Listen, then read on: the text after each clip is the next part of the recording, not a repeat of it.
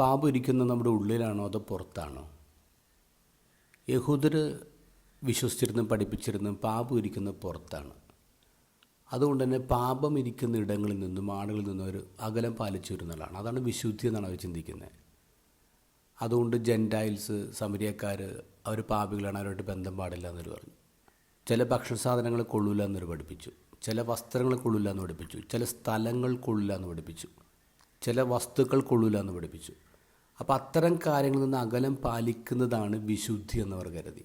ഇനി അങ്ങനെയുള്ള ആൾക്കാരുമായിട്ടോ സ്ഥലങ്ങളായിട്ടോ ബന്ധപ്പെടുമ്പോൾ കോണ്ടാക്റ്റിലെത്തിയാൽ അവർ അശുദ്ധരാണ്. അപ്പോൾ പിന്നെ പ്യൂരിഫിക്കേഷൻ പ്രോസസ്സിലൂടെ കടന്നു പോകണം, കഴുകണം.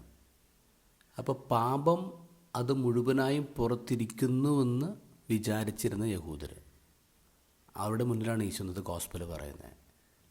പാപം ഇരിക്കുന്നത് നിങ്ങളുടെ പുറത്തല്ല, പാപം ഇരിക്കുന്നത് നിങ്ങളുടെ ഉള്ളിലാണ്. അത് നിൻ്റെ ഹൃദയമാണ്. It is your heart. ഈ ലോകത്തെ ഏറ്റവും വൃത്തികെട്ട സ്ഥലം അത് നിൻ്റെ ഹൃദയമാണെന്ന് ഈശോ പറയാം.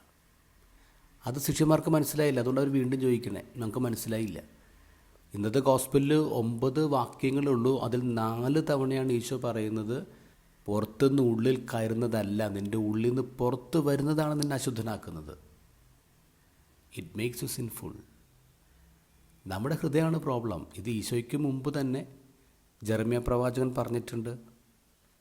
ജെറമ്യ 17:9 പറയുന്നു, ഹൃദയം മറ്റെന്തിനേക്കാളും കാപഢ്യമുള്ളതാണ്, ശോചനീയമാം വിധം ദുഷിച്ചതുമാണ്, അതിനാർക്കാണ് മനസ്സിലാക്കാൻ കഴിയുക? ഏറ്റവും ദുഷിച്ചത് നമ്മുടെ ഹൃദയം. നമ്മൾ അത് മനസ്സിലാക്കുന്നില്ല. പാപത്തിൻ്റെ സോഴ്സ് മുഴുവൻ പുറത്തിരിക്കുന്നെന്ന് കരുതിയാണ് നമ്മളിങ്ങനെ കുറ്റപ്പെടുത്തി നടന്നു പോകുന്നത്. നമ്മുടെ ഉള്ളിൽ തന്നെയാണെന്ന പ്രശ്നം. അപ്പം എന്ത് വേണം? ഒരു പുതിയ ഹൃദയം വേണം. ഇപ്പം നിലവിലുള്ള ഹൃദയം പോരാ, ഒരു പുതിയ ഹൃദയം. സങ്കീർത്തനം 51:10 പ്രാർത്ഥന ഉണ്ടല്ലോ, ദൈവമേ നിർമ്മലമായ ഹൃദയം എന്നെ സൃഷ്ടിക്കണമേ, അചഞ്ചലമായൊരു നവചൈതന്യം എന്നെ നിക്ഷേപിക്കണമേ. We need a transplantation. ഒരു പുതിയ ഹൃദയമാണ് ദൈവം നമുക്ക് നൽകേണ്ടത്. അതിനുവേണ്ടിയാണ് നമ്മൾ പ്രാർത്ഥിക്കേണ്ടത്.